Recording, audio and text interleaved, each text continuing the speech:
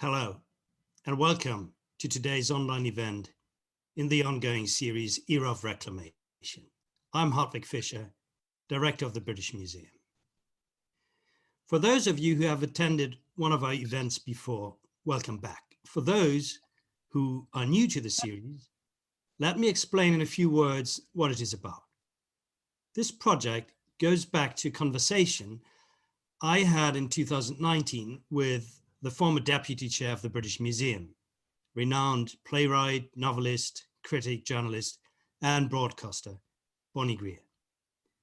We asked ourselves what we felt was the defining aspect of the moment. And our series explores the idea of reclamation as a key phenomenon of our times. As individuals and as communities, we reclaim rights, justice, equality, reparation, protection, freedom, access, memory, knowledge, history, the past, the future, interpretation, narrative, agency, the power to define, but also beauty, grace, elegance, and love. Who do we reclaim it from?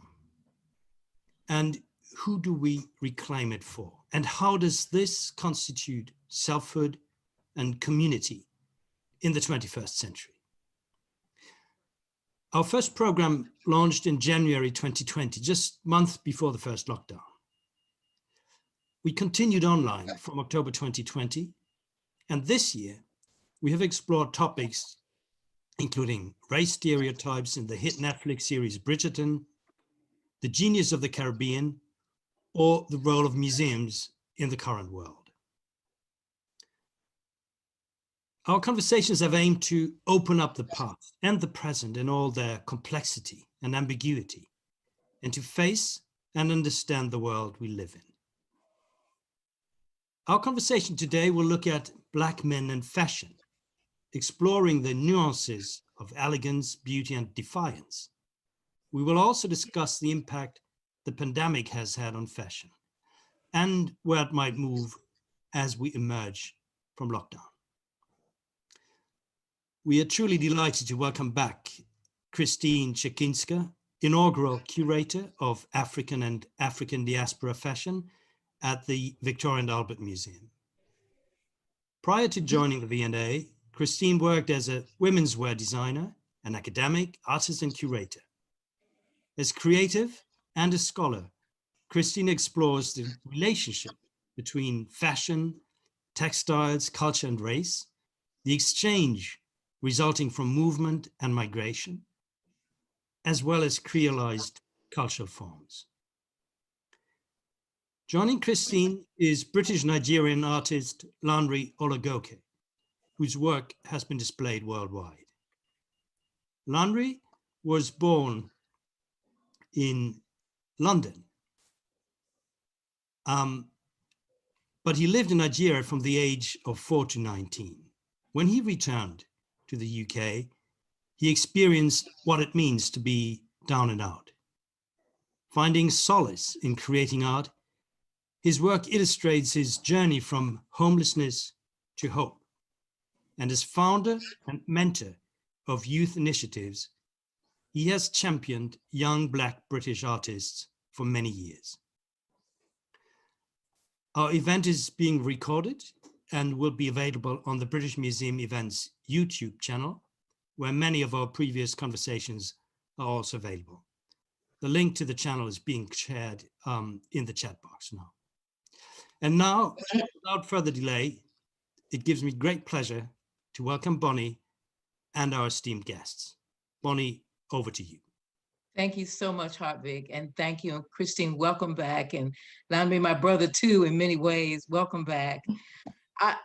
This is a beautiful, beautiful June evening in London, and my dad was born in June. My late father, Ben Greer II, raised on a sharecropper in Mississippi, and he was a man of extreme elegance, I would say, and I'm going to say extreme because the second to the last thing he said to me on his deathbed was, "Bonnie, you see that suit in the closet?"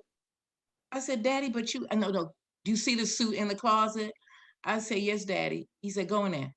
So I went in the closet, and there was this incredible suit in a suit bag with the shoes at the bottom, all polished, the tie.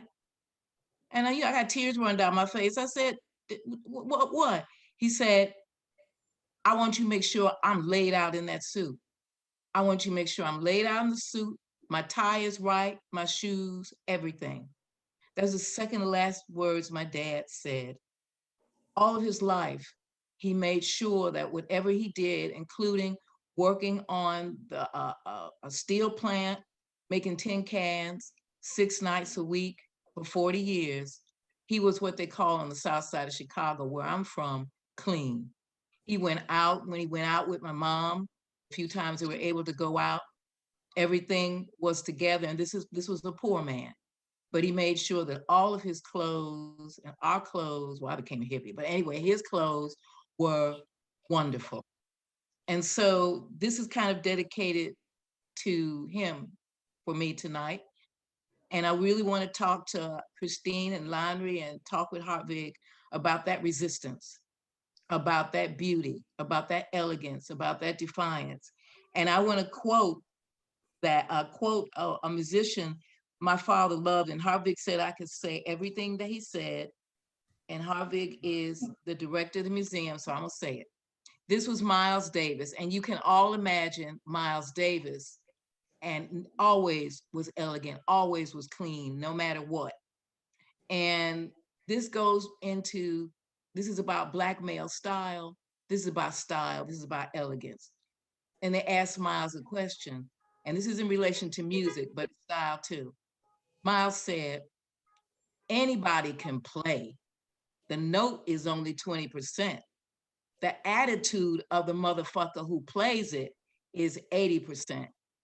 Attitude, style." That's what we're going to talk about as resistance, as passion, as going forward. So Christine, after that wonderful dedication of our conversation to beauty and elegance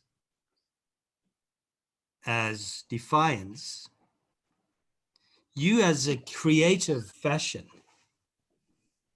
what is that to you?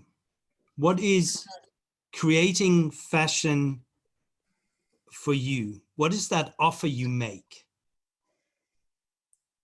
Thanks, Hartwig. I think that's a fantastic question, because for me, I think when I'm designing, and actually when I'm curating, so the work I do now, I think it's about storytelling. I'm creating a story, I'm creating a dream. I'm entering into another life, another way of being, if you like, even in the act of designing. And for me, it's interesting, Bonnie, that you shared with us memories of your father, because I can see that my interest in clothes and my career in fashion and now in curating stems really from my memories of my father. Certainly my PhD was dedicated to my father. And I have wonderful memories of my father who, in the Caribbean, he was a carpenter, and like many young Caribbean men wanting to make a better life, came to Britain in the mid-1950s, couldn't find work as a carpenter, so ended up working in an iron foundry. But I also have memories of my father purchasing made-to-order bespoke suits. Now, this was a man that was working in an iron foundry, and yet he would save up and pay weekly for a suit that he knew the fabric he wanted. It was usually wool, usually British made in England wool, had to be, often pinstripe, often a three-piece suit. But he seemed to know so much about cloth, so much about the cut that he wanted. He knew how he wanted to present himself. And when he left the house, even if it was to go and work in the iron foundry, he was clean, to use Bonnie's phrase, so his shoes were polished. He was wearing his suit. He left the house, he was a gentleman every time, and he was elegant. And it was to do with the gesture, the way that he moved. You know, it wasn't just the clothes, it was all the detail. you know, the discernment about tying the tie just so, placing the tie pin, the gesture with the hand, the breaking down of the hat. And there's a wonderful image that I want to share, maybe the Van den Berg Men at a Party, if Simon has that photograph available. And this idea of the hat, he and his brother Webster, I mean, this is, I'm borrowing from Van den Berg here. I don't have pictures of my father that were ready and easy to use tonight. But I love this because I look at this picture and I see my father standing up and I see my Uncle Webster sitting down. And my Uncle Webster, and again, it's a great name, it's quite Hollywood, isn't it? My Uncle Webster always wore a hat. And I have memories of him pinching the hat, his little stingy brim hat, pork pie hat, pinching it to get it just right, and then popping it on the head, but putting it at a slant. And this is elegance and style for me. So I do feel that my story is bound up in those memories of my father and his 4 brothers, actually. And for all of them, it was about style and elegance and grace. Now, when you create fashion, and I think it's so moving that, you know, how aware you are of the origins of your own passion. In a way, you know, your father opened up that venue for you, and you filled it with that love that you shared, and it was a kind of propellant for you in exploring that area. But when you create fashion, you create clothes for others. So in a way, and I come back to that question of the offer. In creating your things, in doing your thing, you do something for others. You offer them an opportunity to define themselves, right? Yes, it's sort of almost giving them the tools. It's like a sartorial language, isn't it? So you're giving them the tools with which to say something about themselves, to say something about how they feel inside. And I think particularly when it comes to people of color, there's a power in fashion, which is almost like a soft activism or an everyday activism where you can say something about how you feel inside that might be different from what society is trying to tell you you are or trying to box you in. You can push against that through the way that you dress yourself. So I always feel with my collections, and I've you know, as a women's wear designer, I've just, you know, ladies with curvy figures, I would describe them as, but in industry, it's the kind of the plus size. I've dressed more mature ladies, and I've loved that because it's allowing people to almost awaken their creative spark and find themselves through clothes. So I've tended to mainly work for small businesses, often family-run businesses. And again, because they're slightly set apart from fashion, as it were, and it's much more, it could be much more about giving people this vocabulary with which to rebuild themselves quite often, but to say something about themselves through the way that they dress. So for me, it's storytelling, it's dreams, but it's also this idea of giving people a vocabulary with which to play, to discover something about themselves and share that. Can I say something? You know, part of what Hartwig and I are doing with this Era of Reclamation is kind of, in a sense, an archaeological dig, you know, sort of. We're digging up, we're raising up things to the surface that all of us know, but we don't think about, and we just raise them up. And one of the things that, as you were talking about your father and as Hartwig was talking, I was thinking about one of the friends of George Floyd who said, and it was more moving to me than anything that was said about him. And I want to direct this to you, Landry. This brother said it was horrible to see George there, also being murdered, but also how he was always so pristine. His clothes were always beautiful. He was always presenting himself in a certain way. And to see him in the dirt like that, you know, to see him, you know, his clothes soiled. Landry, what is that kind of desecration, in a sense of or what does that mean exactly, that statement, in relation to that man's masculinity, presence, presentation? I think for me personally, first thing I want to say, thank you, Hartwig, Christine, and Bonnie, of course, my sister, mentor, Edmond. Thank you, everyone, for this opportunity to really talk about this topic because it means a lot to my heart. And especially, Christine, I just want to quickly say that I think I'm wearing the mantle of your dad because everything you said there about your dad, I think that's me in a nutshell.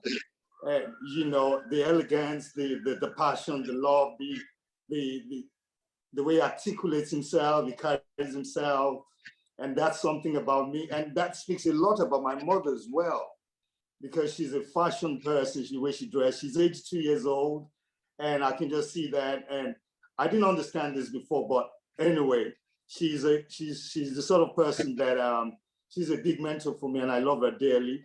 You know, but anyway, saying that, answering your question, Bonnie, it's something about, I think, finding my balance as a man.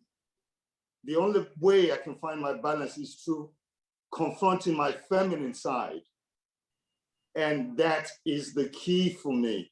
Feminine side, understanding that I can cry as a man, I can, the freedom that has given me. And of course, my mother being my greatest mentor and my wife, a powerful woman. And again, having two daughters and seeing them through me, seeing myself through them, made me understand my feminine side so much.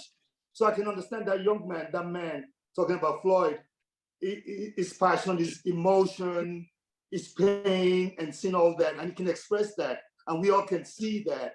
Not everybody can see it, but once you connect with your feminine side, gives you that balance, it opens up so much stuff for you.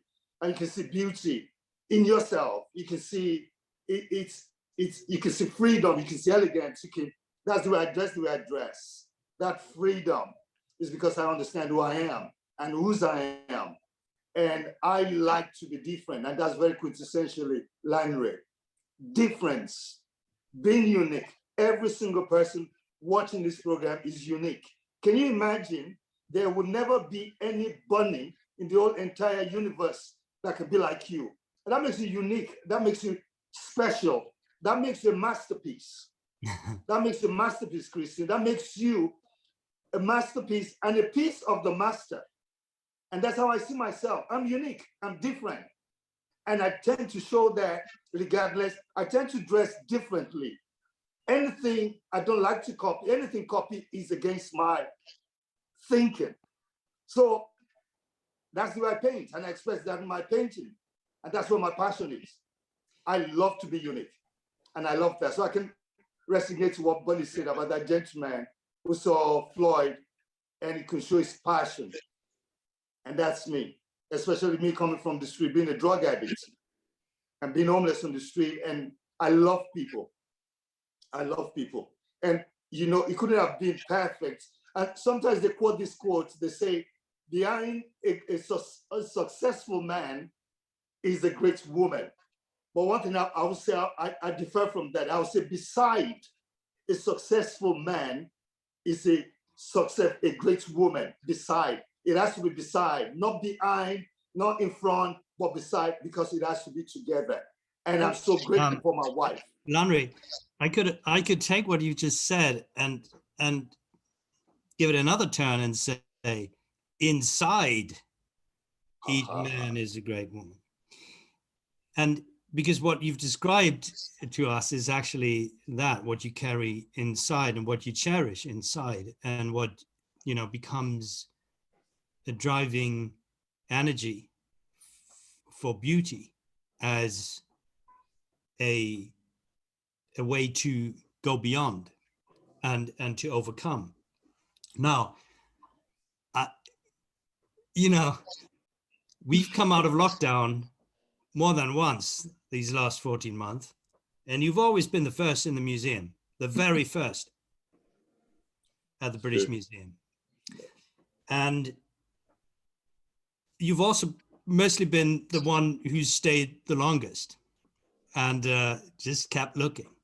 So my question, you know, being in that museum like Christine, and in a way, thinking of the museum as a resource that we want our visitors to activate for themselves. I wonder that when you create your fashion, your clothes, what role does what you've seen in the museum play for you? Does it have any impact? Does it trigger something? The first thing I want to say is when I heard the era of reclamation, that was the first thing that stuck to me. What am I reclaiming? And just going into the museum alone and seeing all these pieces. And I said, what is it I'm reclaiming? And I could see myself in them. In fact, when I was looking at Christine looks like my sister, the shape, the head shape and everything.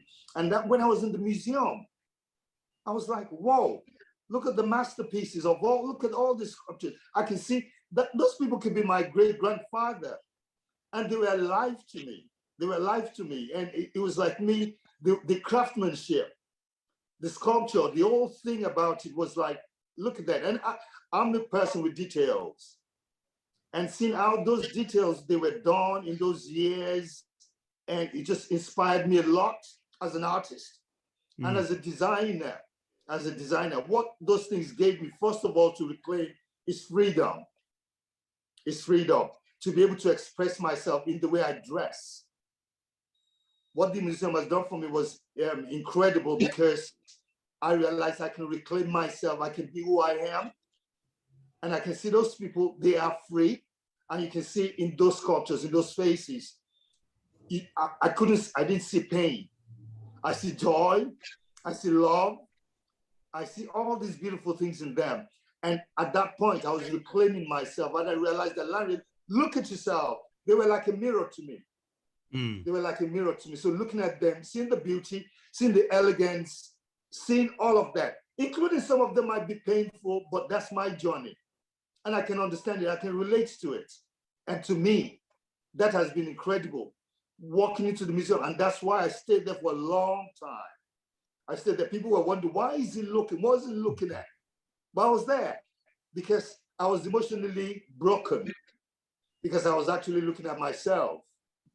I was looking at myself. I know that you reacted. I know that you reacted in your work. I know, your ancestors are there. I mean, your direct ancestors are there. I know that, you reacted to the queens of Kush, the Kandaki. Yes. I know that you decided to do something with those things, those objects. I know, Christine, that, you and all of us, but particularly us three, are in a very interesting position in the world now. It's a very interesting space, because we're inside, in a sense, and using the objects to express what some people might say how can I put it? Some people might say they are not there to be expressed in that way. And it's something, when we talk about Africa, I wanted Christine to talk to you about that, and Lanre.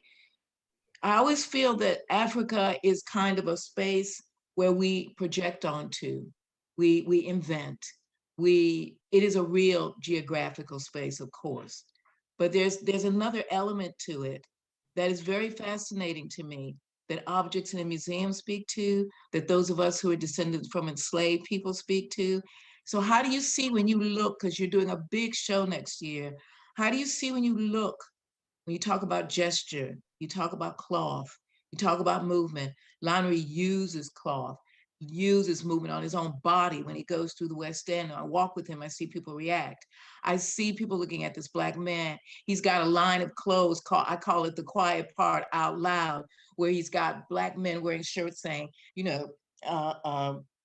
I'm okay, don't be afraid of me. And the cloth that he's wearing, he's using the kandaki images from the pieces, from the objects that are at the museum to express this masculinity. How do you work in this sort of environment? It's a very hot environment right now. How do you do that as a creative? How do you do that as a historian, a thinker, a teacher? A teacher because you teach people as well. I think for me, many things pop into my mind as you're speaking, Bonnie. For me, Africa, yes, of course, it's this physical space, it's the geographical region, but it's also somehow, for me, a feeling, it's a mood, it's a state of mind. And I think as someone in the diaspora, and when I work with the African creators on the continent, building this exhibition with me, I feel a sense of pride, and there's a sense of dignity in the room.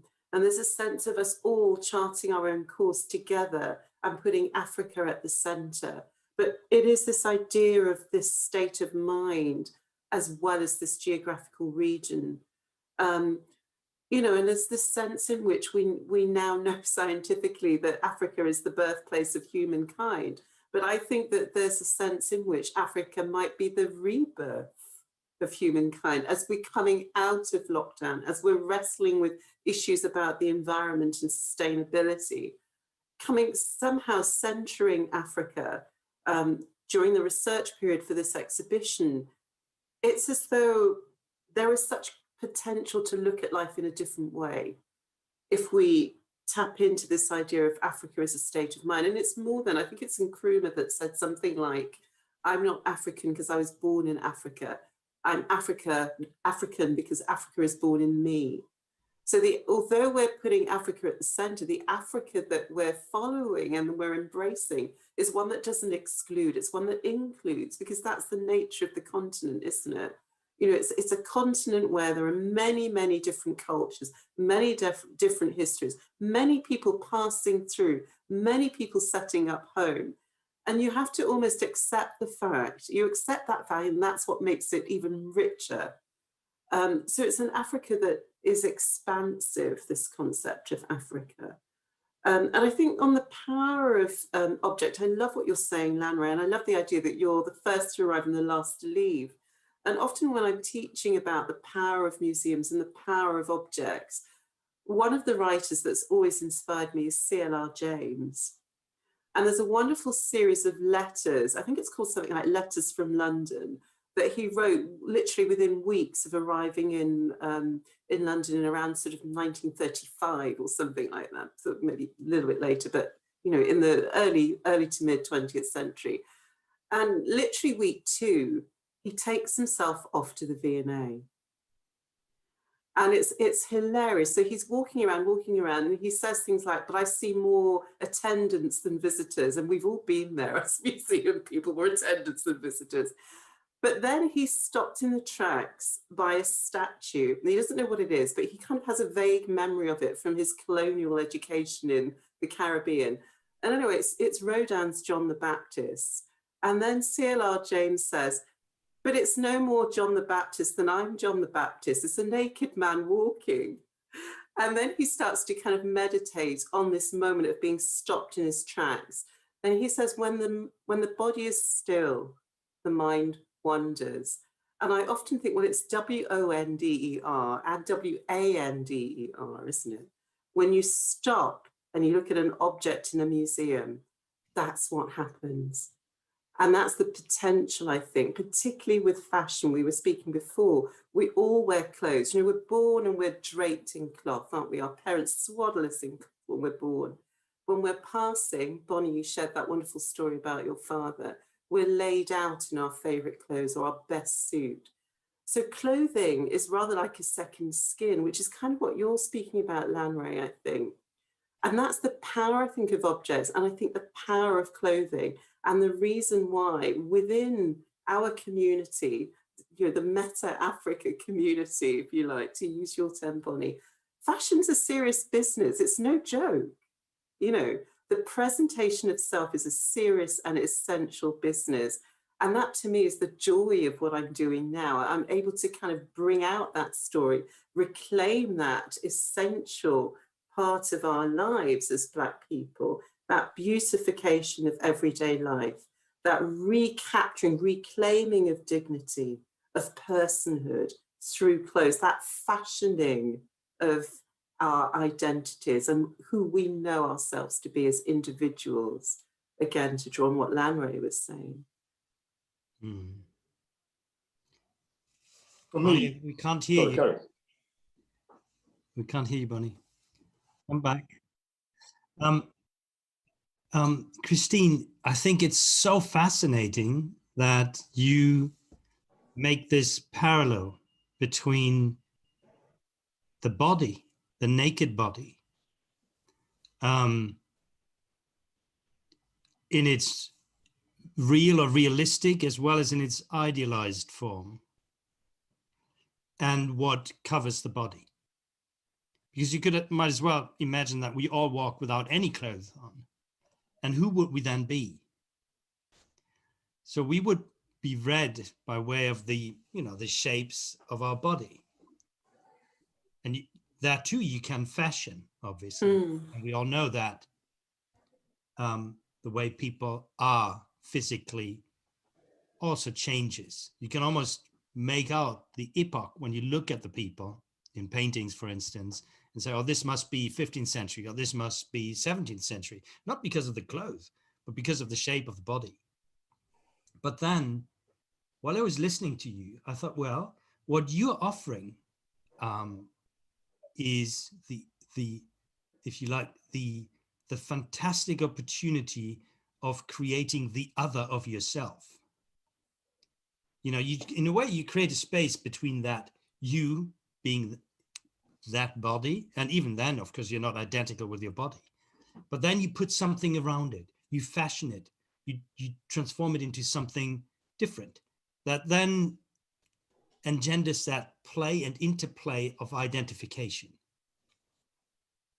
Absolutely. And I think that maybe, Simon, you could bring up some of the other images like the walking stick or the pocket watch or the shoes. You see, I think that the details are the soul of the outfit.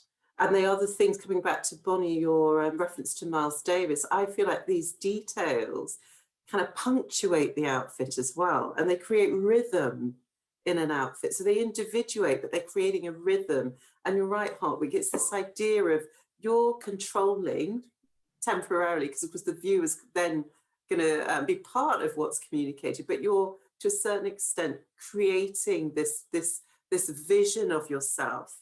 You're exercising your freedom in doing that. And there's this wonderful temporary freedom that we have as people of colour through the fashioning of the body and through these detached details like the walking stick, the pocket watch, the shine on the shoes. And it's all part, I think, of this sartorial language that I think, for me, it's rhythmical, rather like jazz. And of course, it is things like shoes that make you walk in a certain way. So it does actually inform your physicality. Absolutely. Oh, well, you know what it's like when you put your favorite outfit on, or, Lanre, you must have a favorite piece of clothes that you put it on and you walk a bit taller, or it does change the way you are about yourself and the way your posture. Exactly. I mean, we can't hear you. Something's wrong with your mic. Could you try to get that on again?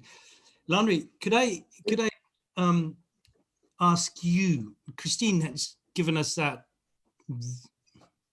grand idea of Africa as an incredibly generous convener, an embracer, a host of differences, and a space where they come together and counter them each other and inspire each other.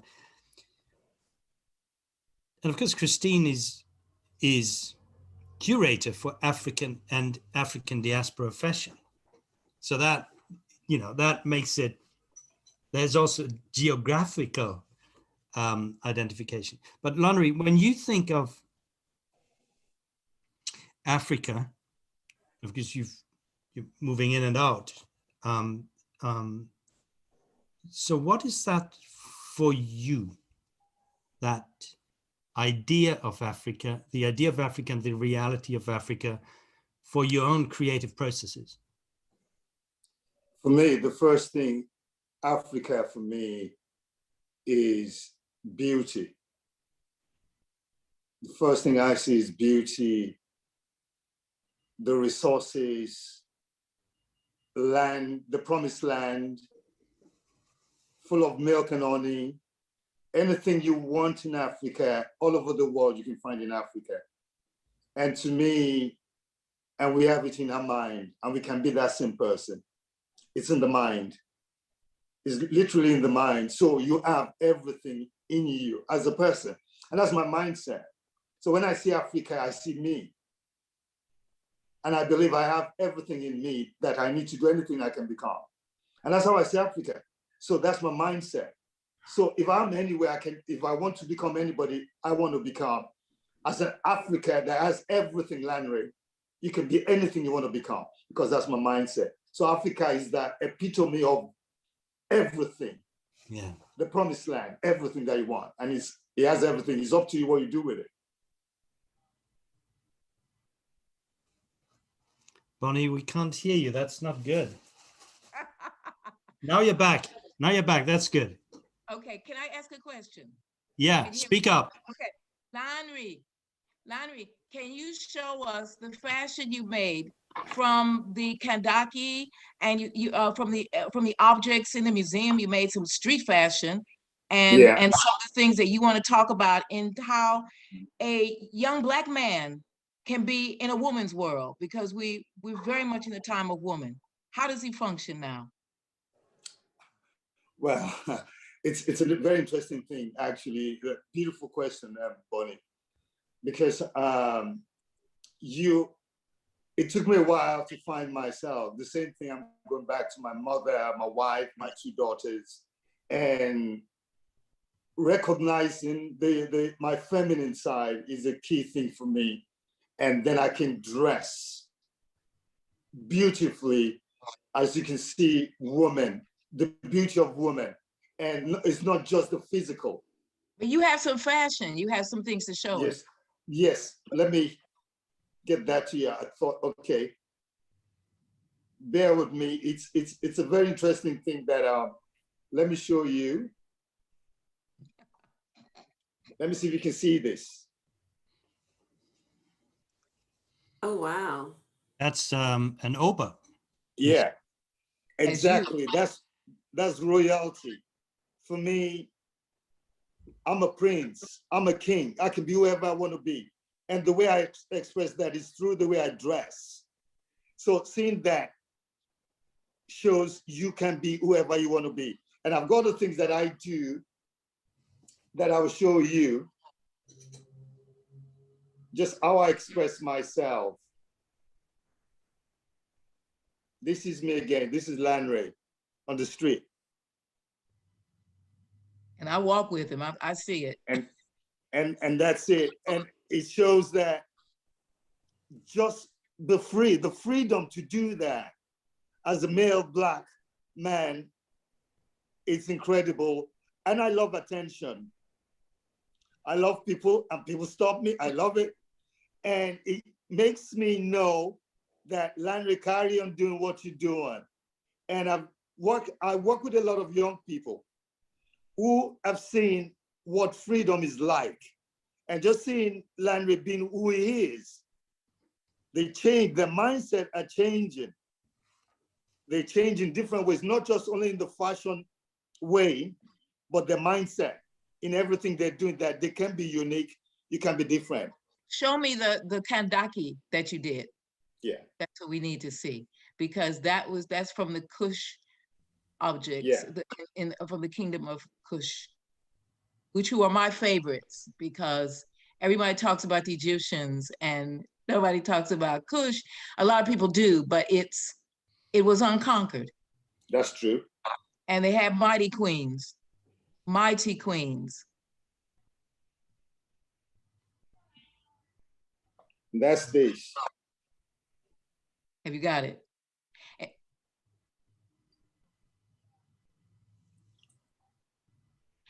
And that's an example to me of being a Black man in an environment in which he's with himself, but he's also acknowledging and expressing his allegiance to not only the feminine, but the fact that he's taken an object in the museum and used it to make it useful for himself.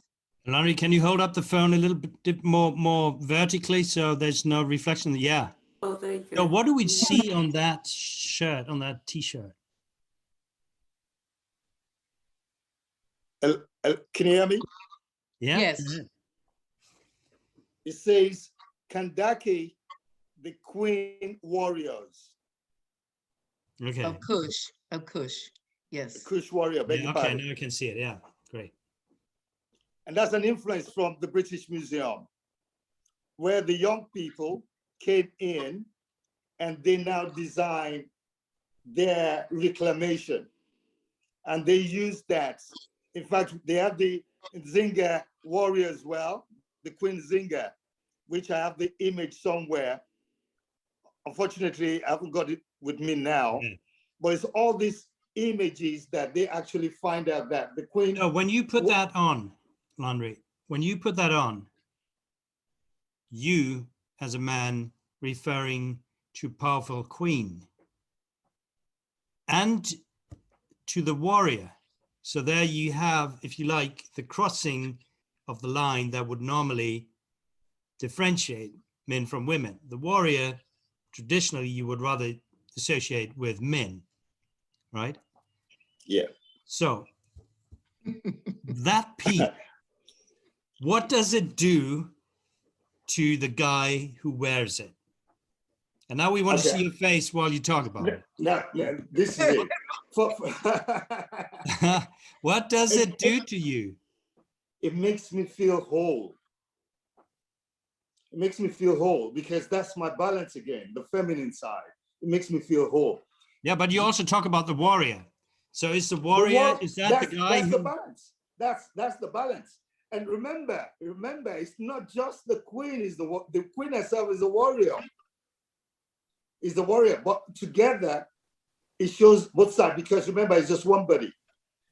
It's one body. It's you recognizing the warrior in you and recognizing the queen in you. And for instance, now, I recognize now, when I play chess, for instance, now I play chess. Who's the most powerful person on that board? The queen. It's the queen. It's the queen. We call it Mother Earth, woman. It's woman. I've recognized that. And I've embraced it. So when I wear my clothing, it doesn't matter. It's just that's my feminine side. And I embrace it. I don't condemn it. I don't put it down. But I embrace it. Here's another question for you, Landry. And then I want to hear Christine on that super fascinating topic. You go out on the street and you say, I love to catch the attention of people. I love to be looked at. Now, you put on your clothes, and of course, you think you're doing this, that, and the other to yourself, and you're fashioning yourself into this person.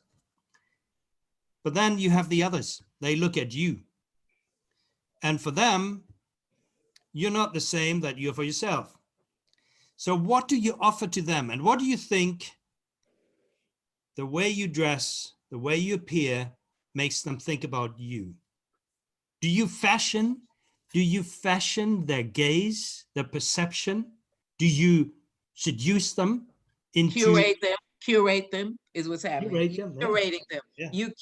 You're curating the street, which I've always noticed about brothers, that it's always been the most wonderful thing to me. Brothers curate the street, even when it's a violent environment for them, even when they can't get a taxi cab, they're curating the street all the time, which is an act of resistance, is an act of defiance, is an act of making, this is Bonnie, constant curating the environment. Yeah, could I ask something here? You say they curate the street, but couldn't you also say they curate community? Because it's less about the street. The street is just a metaphor for the place of community. But what they actually create are links. No contradiction. The gaze, the gesture, which is directed to others. And it's this call and response, actually, that is constantly constituting community, no? No contradiction. And I would also say, I figured out how these speakers work now. Christine, what has been the impact of this pandemic from what you hear, what you see, your own experience on the industry itself? Because it's very hard for us to be in the industry. First of all, I mean, the industry. What have you noticed in your work and going around? How has this pandemic affected things? Also for us as creatives as well. I mean, the fashion industry, through the friends that I still have that work in the industry, it's struggling because many organizations have closed down. So there's that, but then the reverse is happening as well. So smaller organizations nimble organizations that can offer things online that are more unique or a bit different, are thriving. And I think there is also a difference to the way that we shop. I think that there's more conscious shopping, more kind of slow fashion, if you like, as a result of and maybe this was coming before, and maybe the pandemic has galvanized that movement towards slow fashion and conscious fashion, conscious shopping, if you like. And I think that what we'll see is something that becomes even more individualistic because of that, on the back of that. Will that give more space for designers, let's say of African descent, designers of color, to be able to do, we talk about fashion, we talk about style, these are all different things. Will we be able to see more of an impact now because of this? Sometimes the opportunity to expand the field, expand the language, expand the conversation. I mean, I think there is an opportunity to expand, but the issue really is the funding. How, I spoke to someone maybe last week, I think it was, whose daughter was a fashion designer, but had no real idea of how to build her brand, to move beyond just making one or two items for a small network around her and her mother. So I think that there is an openness and there's a desire for something that's from a smaller organization where you know who's made it. So it's something that's sustainable and fairly traded or ethically sourced. Something that you can kind of covet and keep and treasure rather than this fast fashion. I think people want to come off that fast fashion wheel.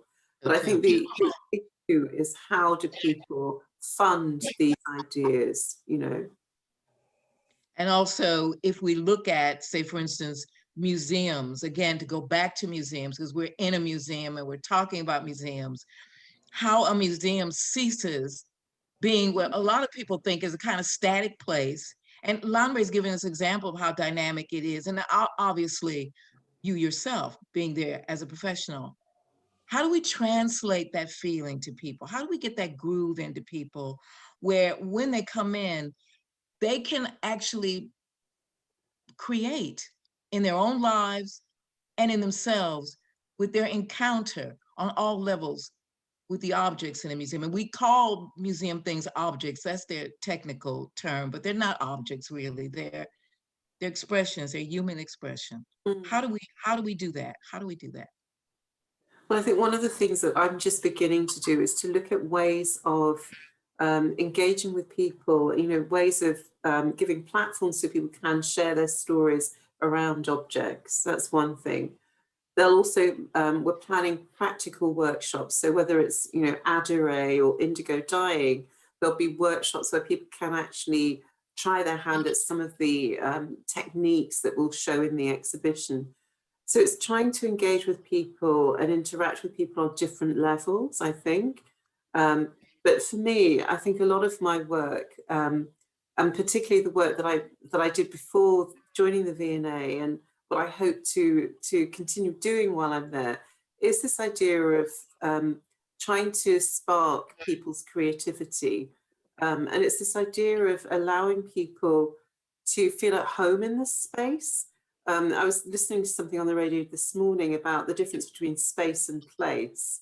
And I think it's this idea of, do people feel at home enough to respond to the piece that they see in the museum, to print the T-shirt, to write something, to paint something, to take that idea out of the museum and turn it into something else. So I think there's something interesting about this shift from the museum space to our place, or, you know, this, like, there's something I've not really thought that through yet, because I just heard it this morning, that I think there's something interesting in this space to place, in this idea of, we talk about engaging with people, but I don't know whether that's the right word. For me, I talk about conversation. Yes. Because it's conversation, dreaming, storytelling. It's coming back to C.L.R. James and the mind wandering and wondering.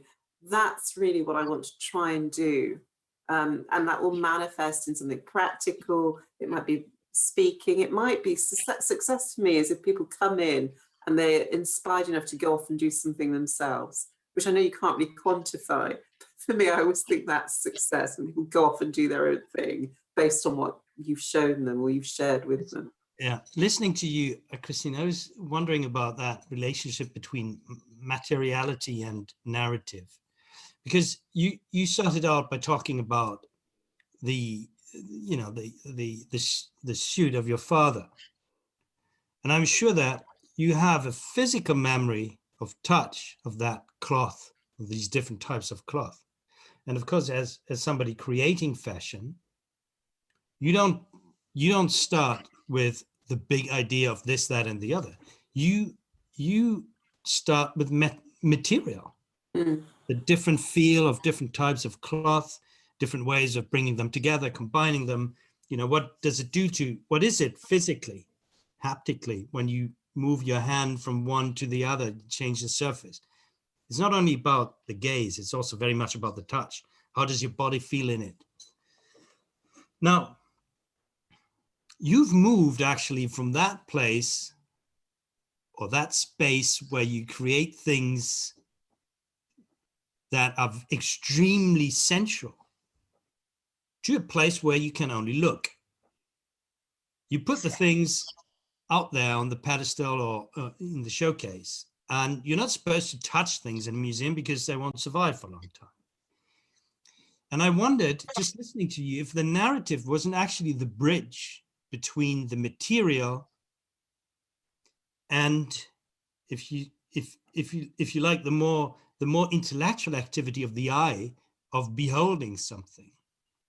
And that by creating the narrative, you bring back that sensual, visceral relationship to the object that can then trigger, as Lonry said, you know, you can make it your own. You recognize yourself, and it just propulses you to do, as you said, do something with it, do something else with it.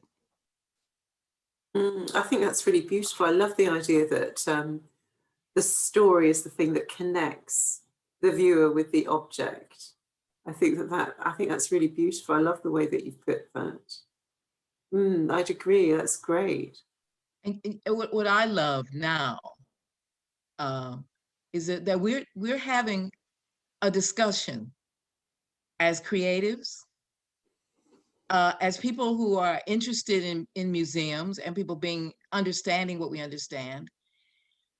We haven't been thrown into politics, but the very fact that we are where we are is a political act in many ways. It is, because we're standing there and we're making things there. Lanre comes in and he lives in there, and he takes things out and he makes statements on the street with his young brothers and himself.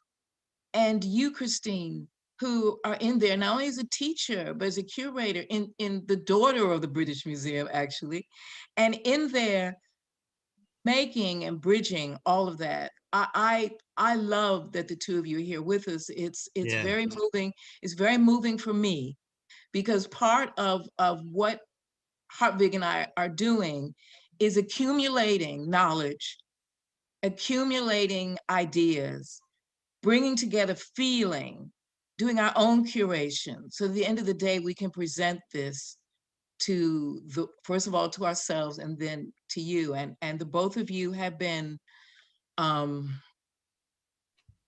it's been an incredible sort of journey in your boldness, your fearlessness, your scholarship, your fearlessness in the face of beauty. Because one of the things that happens to oppressed people, they take our beauty away from us. They try to do that. They try to take away our right to make beauty. They try to take away our right to think about beauty and to be in beauty. And you ain't having it, either of you. And I'm really grateful for that. Yeah, that's wonderful. Absolutely. Absolutely. Now, Bonnie, if you agree, there's so many fascinating questions from the audience, and I would love to share those with you and invite you to react to them. Could I perhaps start with Laundry? A question from Dawn Davis. Swagger to me is defiance, confidence, style. But how is it communicated? Is it the clothing you wear as a second skin, or is it the attitude you use to step into that second skin? It's the attitude. It's always the attitude. It's always the mindset. It's the mindset. Miles. Yep. Yeah. Is the mindset, and that's the 80%. 80%, your character, everything shows, and it oozes out, and people just draw into that. It's not, you can wear something really sophisticated, but if the mindset ain't right, people ain't gonna see you. But it's just the mindset. They might not understand it, but something just attracts them to you. Look at this. That's Landry. That's Landry on the street. That's attitude. That's the attitude. I'm just floating. Yeah. That's me. That's freedom. When I'm on the street, I'm free. And people see that. They see that. So it's the mindset. There's no any other way, but it has to start from the mind. And yeah, but on the other hand, you know, Christine, you yourself, Landry, but Christine, you're putting a lot of effort into creating something that gives shape, that is material, that is there, and that perhaps encapsulates or expresses an attitude, but it's also physical, it's physicality, and you step into that physicality. So it is also something that shapes, that fashions you. It does. You know, we were talking about conversation, weren't we? And it is almost like when you wear a garment, you have a conversation with it. You know, and Lanray was talking about, you know, it's the external and the internal coming together, this idea of harmony. And I think for me, when I was designing, it was always about how did the fabric look when it was in movement. So, you know, I think the body animates the garment and sets that movement off, you know. When I was doing my research, there was a lovely Jamaican gentleman that brought a shirt that he'd worn in Jamaica to a party in the countryside. And he was telling me that he chose this particular shirt because he was imagining how that fabric would move and how it would be seen by the light of a kerosene lamp. So there's a kind of a knowingness about how you look and how you move, and that conversation you're going to have with that garment and how you're going to be perceived in it. And in that performance. Yeah. And in that, you know, as sophisticated it is, and it's sophisticated also because you're aware of so many things that have been created preceding you and that are being created surrounding you. That question of performance at the same time is it goes way back, because in the past things were created to be part of a ritual, to be part of performance. That's where they acquired their sense. And of course, we in a museum, it's very difficult to get that across, that a mask is nothing unless you wear it in a specific context. you bring it to life, or it brings you to life. It gives you a certain life.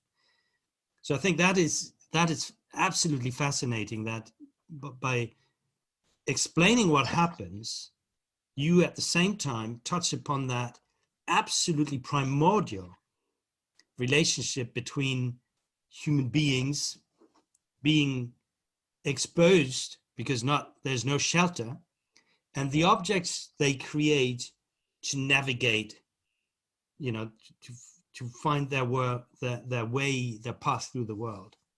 But the other thing that I kind of learned from you, Hartwig, when we began our conversations, is that there's a certain way that you should look even at some, in terms of angles, in terms of your own body and space, how you should look at a dress, how you should look at a statue. And the very act of doing that is, in a sense, African in a way to me. It's like, it's not about looking at something sort of standing up there like some pillar of stone. And Landry just showed an image of himself, but it's the stance and the reaction, no matter where the object came from, is that it's that not a sense, is literally where you put the body, literally where you put the body in relation to an African object, literally where you put your body in relation to an Anglo-Saxon object. How you do that creates that field in a sense of dreams. And I think sometimes, where we're moving now is to see museums as these kind of places of engagement where the thing that's really happening in your head becomes visible in some sort of way. And I don't know how that happens, but one of the ways that happens is through fashion, is through actually making clothing, actually reacting with paintings, all of these kind of things. And in a sense, we go back to thinking about Black males and how, what is the oppression of Black men in this society, in this society, in every society, in the so-called West, how clothes, in fact, become a remaking, the remaking of an inner spirit, the remaking of the ancestors, the remaking of the connection with the mother, the remaking of the legacy of the father, this constant conversation with the past, the present, the future, that indicates almost every object. And I think a lot of brothers sometimes, you can see it, they know it, and Lonnery as an artist is conscious of it. And what the museums, any museum can do is give you that conversation, that dialogue back and forth with that whole arc of being. Yeah. Could I come in, Bonnie, with a question that almost seems to answer and echo what you've just so beautifully, wonderfully said. Given the importance of the complex meanings and memories you have shown are carried by clothing. Say it again, say that word again. Given the importance of the complex meanings and memories you have shown are carried by clothing, I'd be interested to know if you have found, or if you're finding, ways to preserve and communicate these stories. That's a good question. Me? Yeah. Yes. So Yes. in my work, I have a growing sort of archive of oral testimonies. And so I've been collecting these things before arriving in the museum. And I think that going forward, this idea of oral testimony will be part of what I do at the V&A, because I think it's important to try and animate the objects. And I think the individual voices are really important. And it became important to my early work around clothes, which was with Caribbean men. I realized that it wasn't just the ways of dressing that were dying out, literally dying out. It was certain ways of speaking. It was that lyrical, almost hearing that calypso touch in the voice that I think I was seeing in the creolized aesthetic of their clothes. That was disappearing as they were disappearing. So I do a lot of oral history work to capture people's stories so that I can then animate the objects in different ways. The other thing that I've used to animate objects is music. So it was really lovely, Bonnie, that you brought Miles into the room, because I feel that often my work, it's this and actually strangely I'm doing, maybe it's not strange, but I'm doing it with African fashion, but somehow music and fashion are inseparable for me. Christine, can I go back on that for a second before we go to the next question? You said something really key, and Lonnery said it, and Hartwig has said it. There isn't any area of study or academics that I know of, and all of you guys are much more schooled in that than me.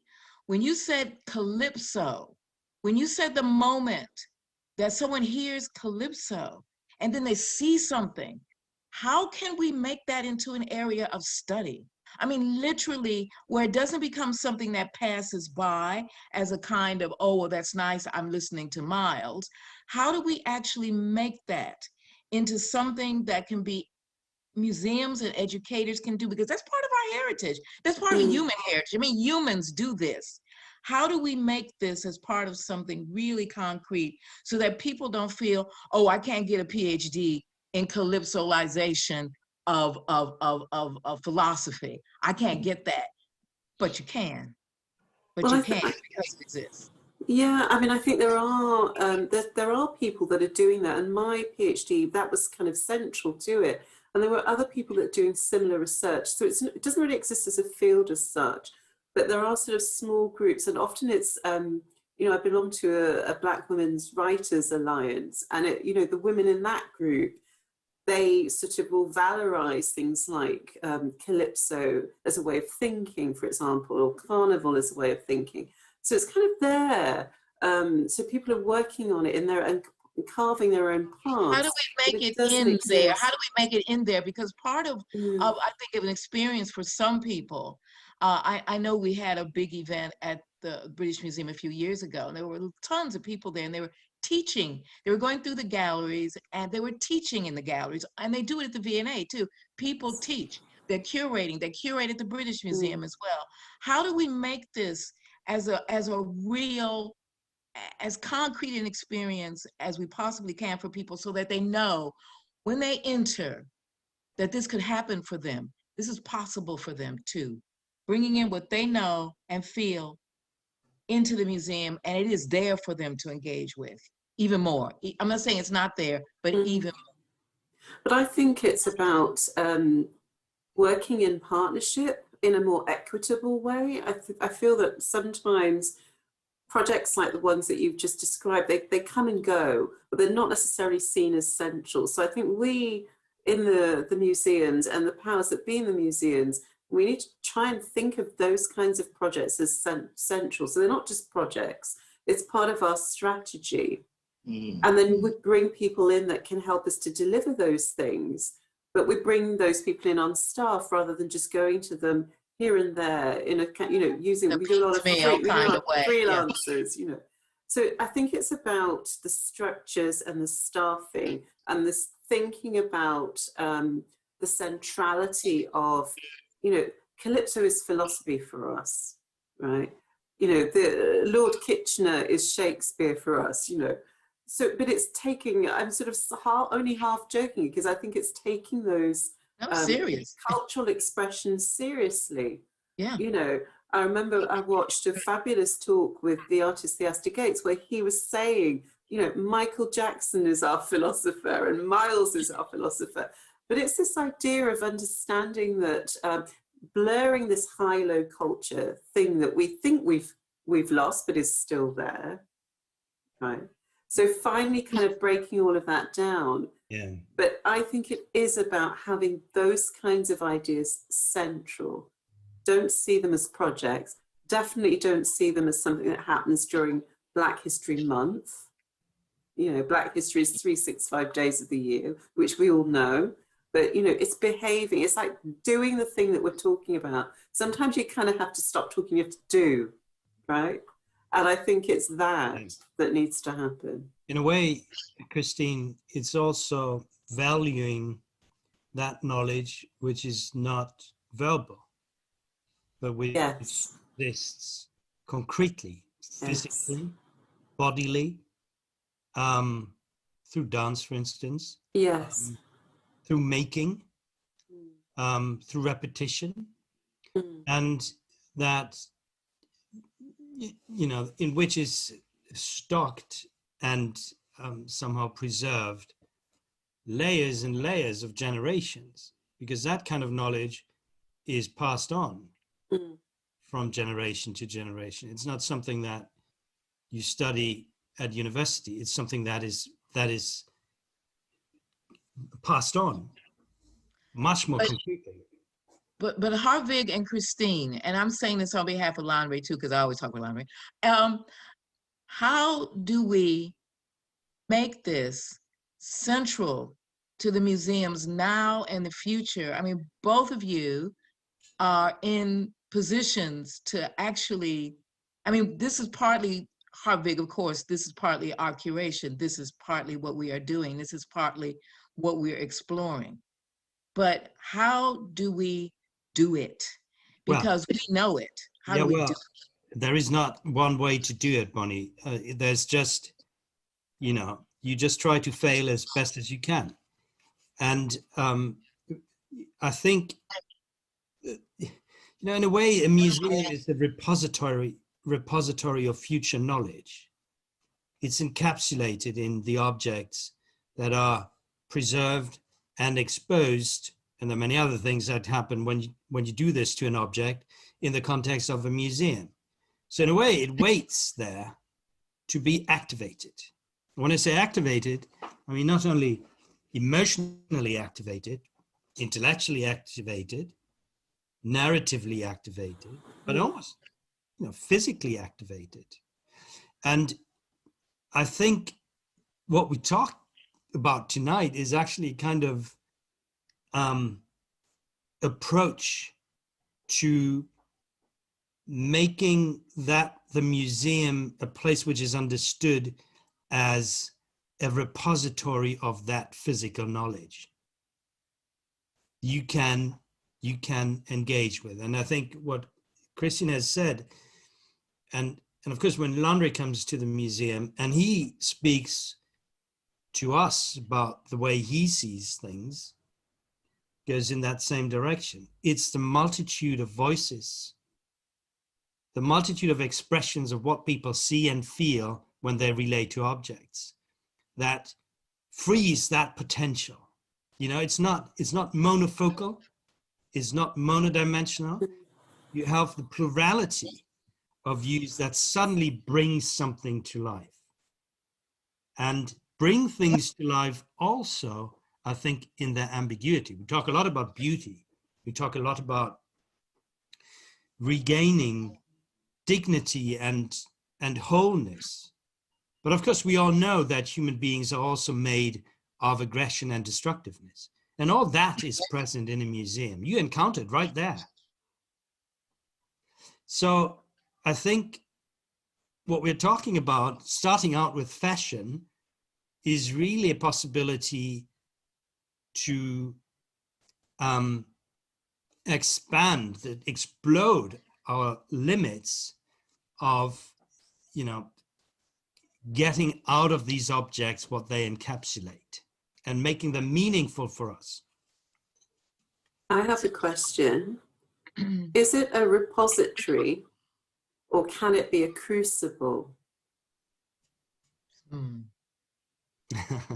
Or forge. Yeah, or a forge, yes. Of course. But when I say it's a repository of future knowledge, it is an oxymoron, because the things do not simply sit there and that's it.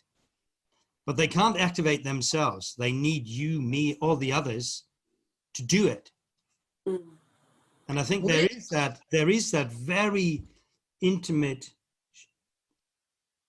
reciprocally shaping relationship between a person and an object, because the person is fashioned by the object just as well as you give shape to it as you look at it. So I think, surprisingly, I would not have expected that, but fashion leads us right to something absolutely crucial, because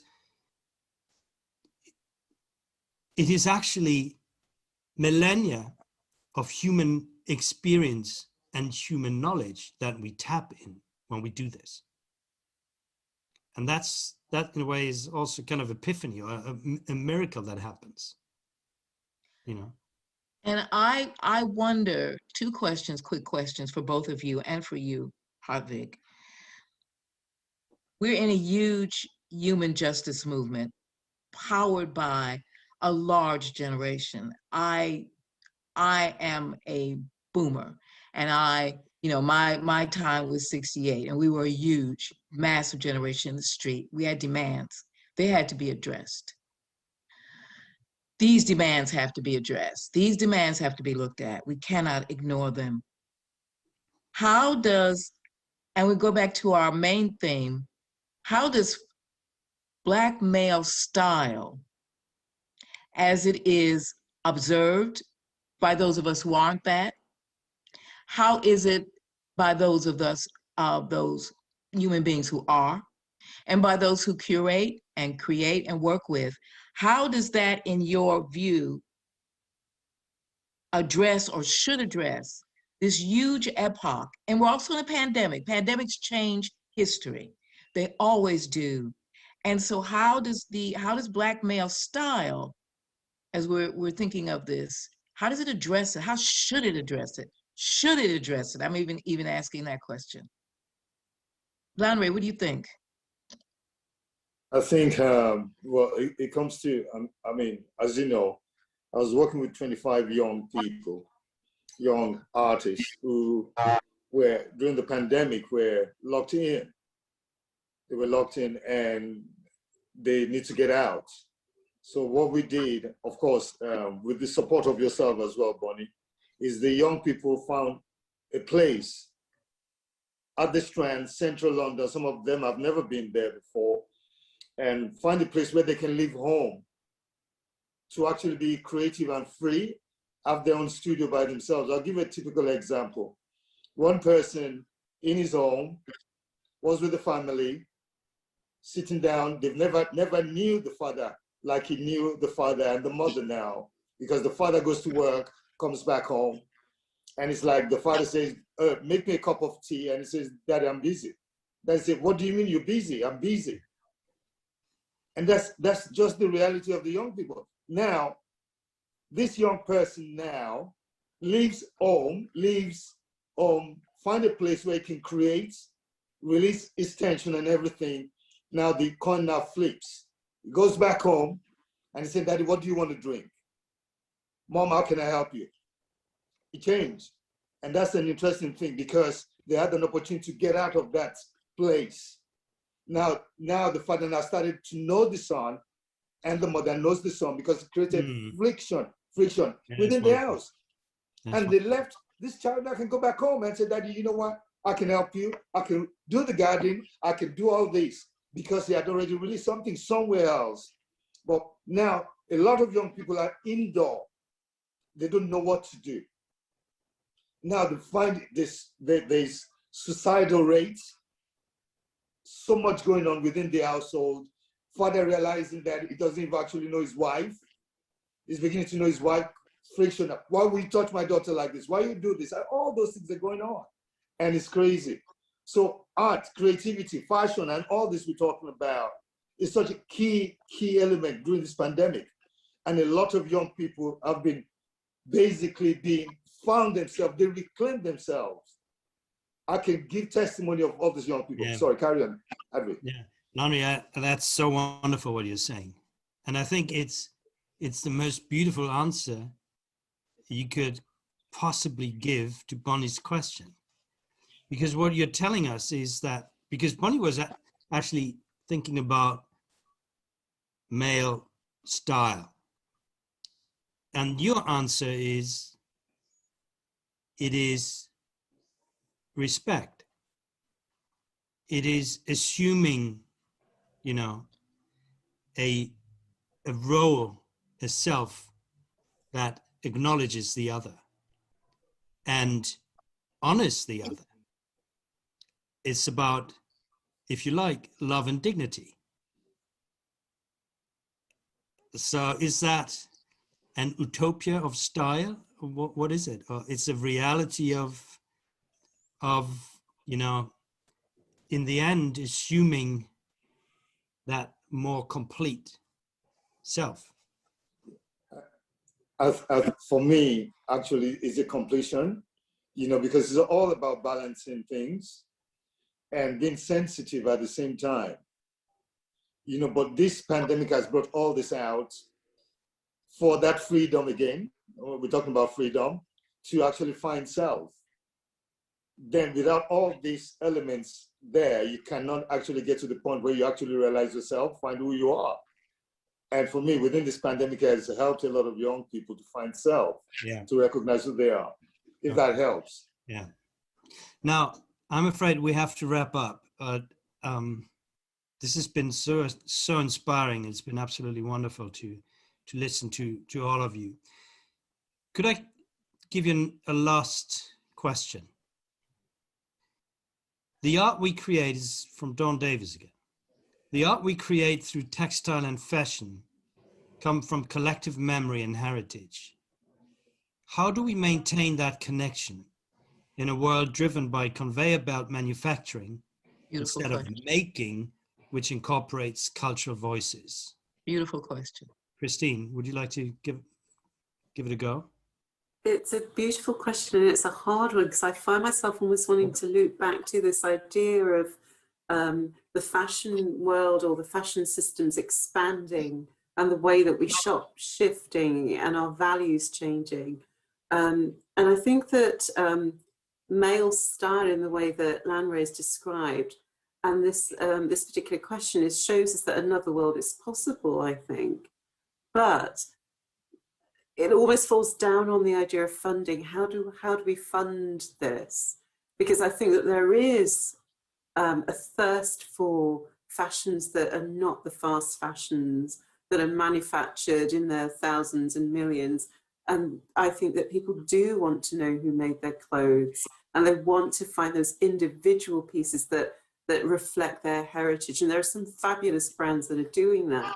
But to allow that market to grow, if you like, I don't know how we fund that. And I think it comes down to that. I think it also comes back to how we educate our fashion designers. So those people that do go through the Fashion Academy system and into, because there are different routes to becoming a designer, different routes to creating your own collection. And I think for those people that follow a similar track to the one that I followed, in the academy, who is teaching those young people? Are they being taught to work from within? Are they being taught to capture those stories that have been passed on, those things that are embodied, as you were saying, Hartwig? So I think it's sort of partly how do we fund you young businesses, but also who is teaching and what are we teaching our young fashion creatives? That's, for me, those are the two questions that will help us to shape an answer to that question about keeping heritage going, keeping that alive. I think that's the best way to answer a question, Christine, to ask more questions. And I think, Bonnie, if that's fine by you, we could perhaps draw this to a close. And I think it's wonderful that we end our conversation with that very question of how we pass on that knowledge, and in very concretely, and how we enable the next generations to define themselves. And our mighty dialogue with our ancestors, always and continuously. They never go away. They're always with us. Thank you so very much, Christine, Lanre, Bonnie. Thank you to our audience for listening. Thank you for your questions, and apologies that we could not answer all of them, bring all of them up front. But I think we all feel this is a conversation that we would love to continue. Thank you to all three of you. Thank you to our audience. And we look forward to seeing you for our next event. Thank you so very much.